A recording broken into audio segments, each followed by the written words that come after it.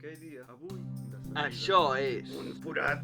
Els contes Escolta aquesta cançó. Diu que brillaré. d'en Ritchie. Genial. Quina llauna.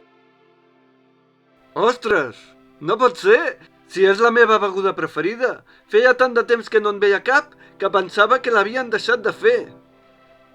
Sí, la van deixar de fer perquè van descobrir que tenia un component químico-tòxic o alguna cosa per l'estil. M'encanta. I mira la data, no està caducat ni res, dura 10 anys més.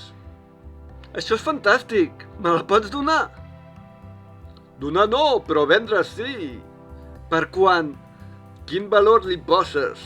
Recordar el gust de la beguda de la teva infància. Per recordar el gust? Exacte, per recordar el gust i que tinguis la sensació que les emocions i els sentiments et portin al passat. 1.000 euros? Fet, tota teva.